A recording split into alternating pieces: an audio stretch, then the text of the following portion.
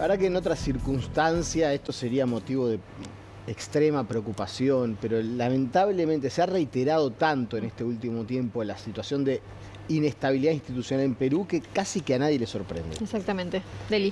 ¿Cómo le va, Deli? Sabés que respondiendo a eso que vos decís, se ha vuelto una tónica, ¿no? En 10 años han pasado 7 presidentes con lo que fue la destitución de José Geri en lugar de Dina Boluarte. Ollanta Humala, vean ustedes, fue el último en completar los 5 años de su periodo constitucional, desde el año 2011 al 2015. Pero tenemos una placa para compartir con ustedes. La crisis comenzó en el gobierno de Pedro Kuczynski, elegido en julio de 2016 para los 5 años. Y vean ustedes, tras derrotar en unas apretadas elecciones a Keiko Fujimori, hija del expresidente Alberto Fujimori. Pero Fujimori tuvo una mayoría absoluta en el Parlamento y forzó la renuncia en marzo de 2018 en vísperas de que el Congreso lo destituyera por el caso Odebrecht. Después, ¿quién le siguió? Bueno, Martín Vizcarra en 2018-2020 estuvo 2 años y 8 meses al frente del gobierno. Después también fue destituido por corrupción. El que llega es el presidente del Congreso, Manuel Merino. Estuvo 5 días nomás como presidente,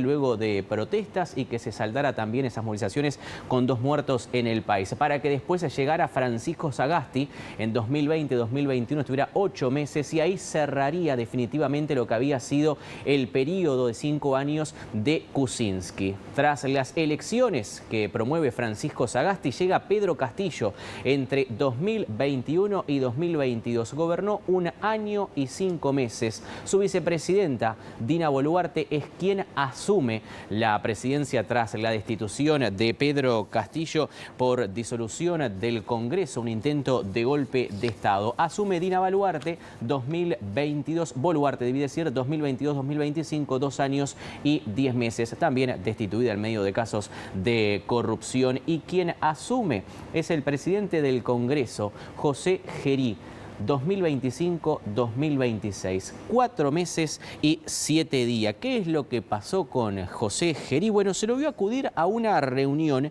encapuchado y después de que mujeres también desfilaran por el Palacio Presidencial. Lo particular de este caso en cuanto a Geri era que es el presidente del Congreso y al ser destituida Dina Boluarte, asume él la presidencia. Para destituir al presidente del Congreso se necesita menor cantidad de votos que para un mandatario. ¿Qué fue lo que pasó acá? Bueno, lo sacan y queda inhabilitado para ejercer cualquier otra función pública, incluso la de presidente. Minutos antes de ser destituido por el Congreso, fue consultado en una entrevista acerca de estas acusaciones. Esto respondía. ¿Cree honestamente, señor Geri, que tiene la capacidad moral para seguir gobernándonos? En principio, ratifico una vez más, con la firmeza que asumí en octubre del año pasado. Yo no he cometido ningún delito.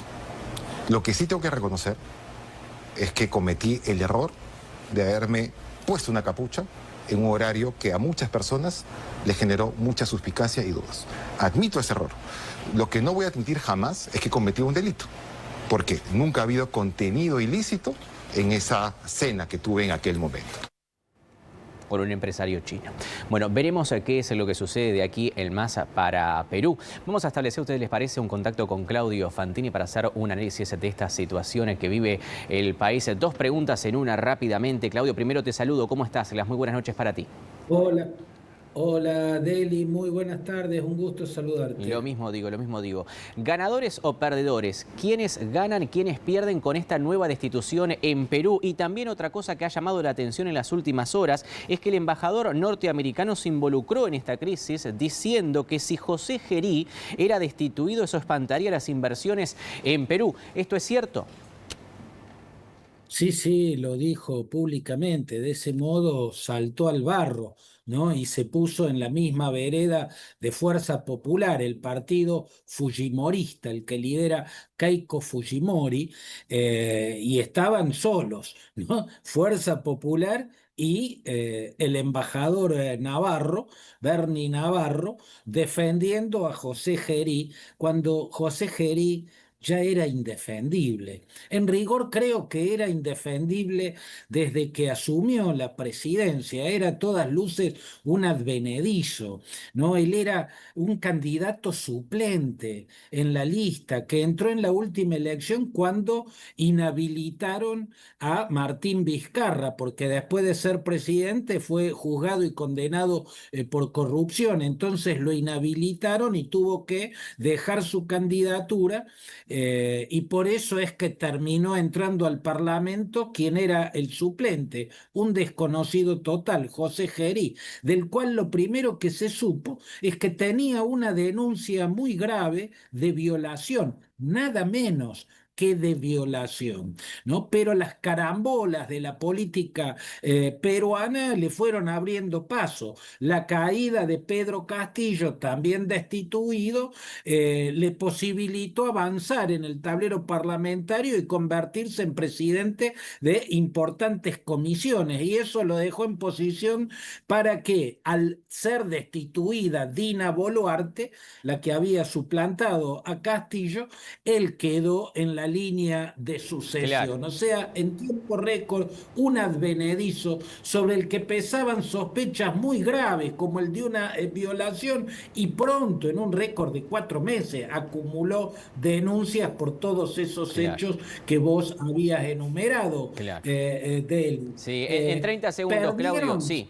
te sí, quería si consultar. hubo perdedores Ahí son está. Fuerza Popular, Keiko Fujimori y también el embajador norteamericano. Además, el embajador norteamericano dijo un error que es muy importante corregir. Lo defendió diciendo, es importante que llegue al final de mandato porque la inestabilidad política espanta las inversiones.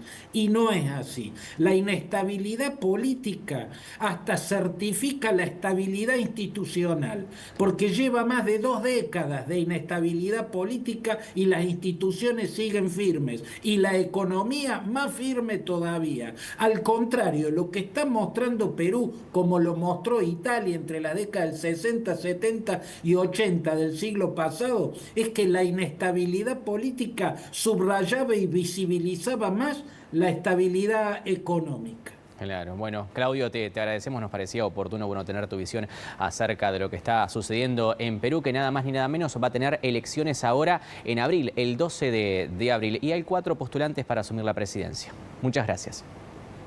Abrazo grande, Delio.